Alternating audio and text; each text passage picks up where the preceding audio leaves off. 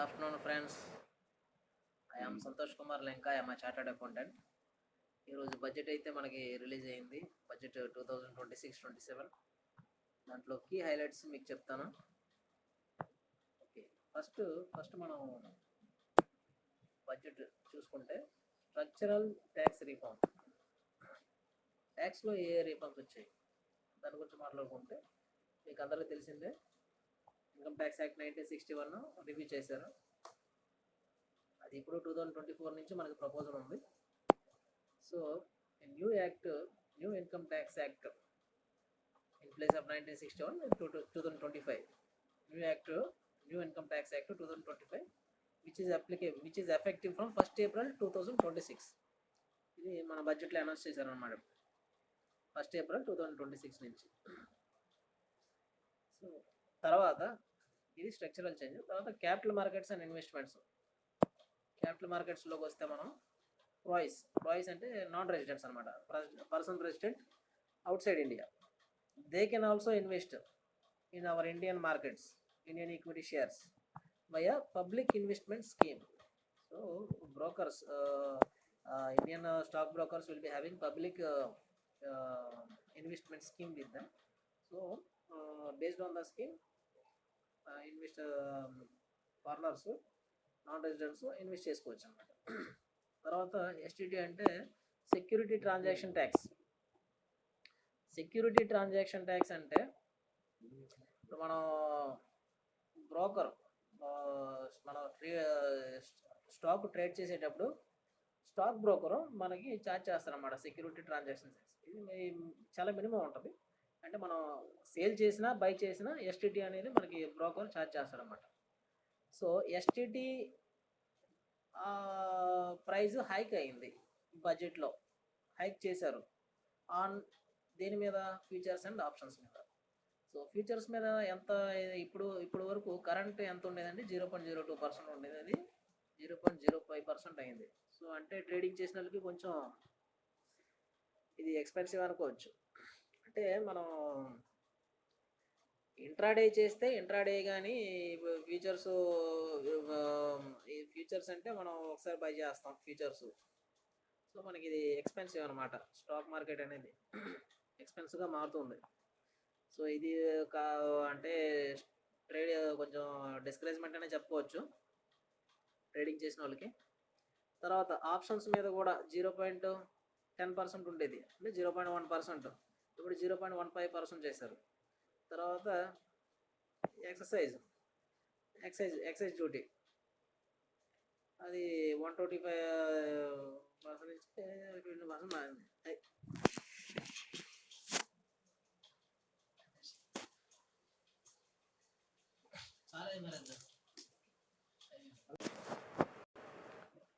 Okay, next buyback taxed as a capital gains. So అంటే buyback, company తన షేర్స్ని తాను బైబ్యాక్ చేసేటప్పుడు సో ప్రమోటర్స్కి అది క్యాపిటల్ గెయిన్, ప్రమోటర్ హ్యాండ్లో క్యాపిటల్ గెయిన్గా ట్రీట్ చేస్తారు వచ్చిందన్నమాట బడ్జెట్లో. సో అంటే ప్రమోటర్స్కి ప్రొసీడింగ్స్ వస్తాయి కదా, సో వాళ్ళ దగ్గర ఆల్రెడీ షేర్స్ ఉంటాయి.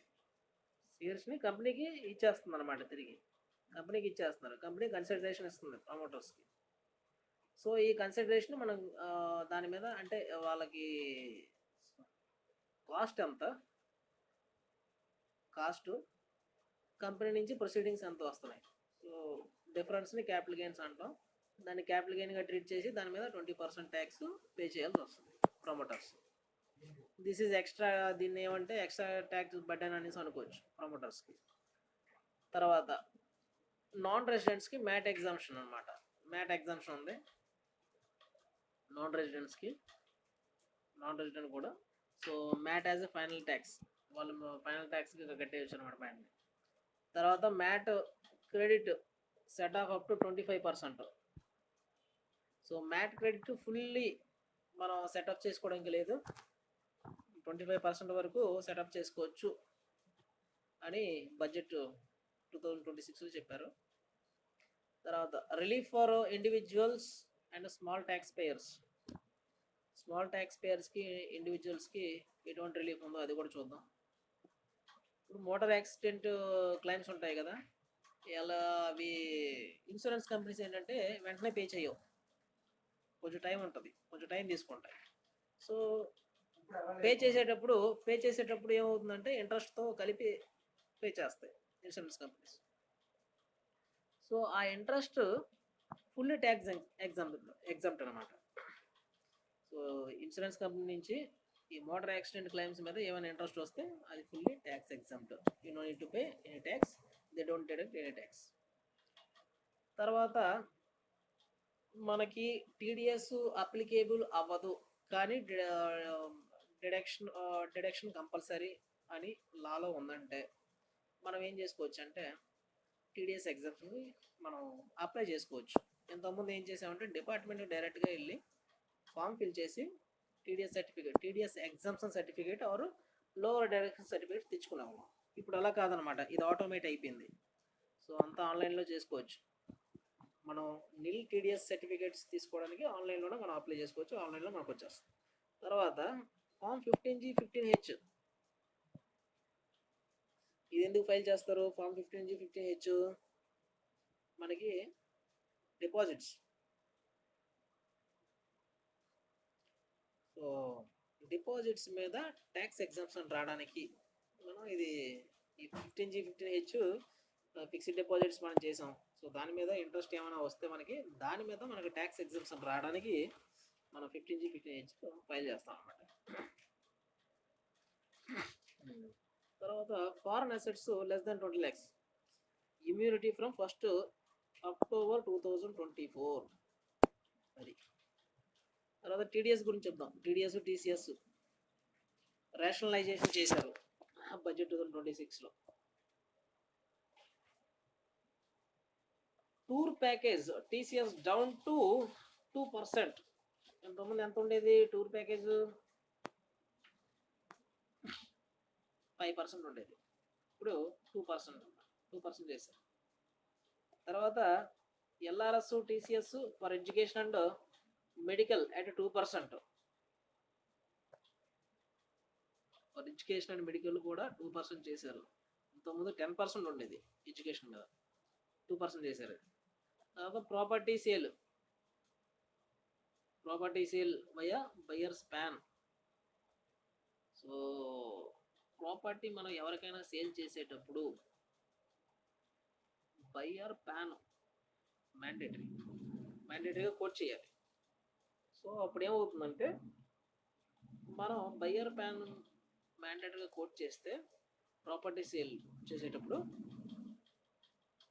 మనం ఎంతైతే మనం డిడక్ట్ చేస్తామో అతని అకౌంట్లో అది డిడక్ట్ అయినట్లు అతను 26 yearsలో రిఫ్లెక్ట్ అవుతుంది అనమాట. సో అందుకని buyer pan must and should మనం కోట్ చేయాలి. మనం టీడీఎస్ డిడక్ట్ చేసి మనం పే చేసేటప్పుడు బయర్ ప్యాన్ని మనం we should make sure that buyer pan is reflecting in the return that we are filing, TDS return that we are filing. Hi friends, next budget is return filing and compliance. Revised return limit return ITR limit extended to 31st March. It was updated return ATA is 31st December last date, and next one is ITR 1 and due date. ITR 1 and 2 due date is 31st July. They have changed the due dates for the returns filing of ITR 1, 2, 3, 4, 5. Updated returns plus 10% tax post VA assessment. Penalty or prosecution relief will be there as usually. Misreporting immunity.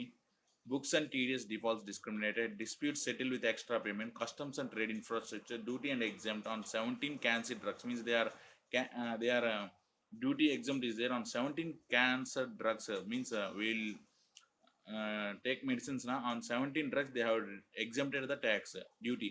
Single digital window for cargo clearing, means for shipping, import and export. A single portal has been designed, CAS, to be launched in 2 years.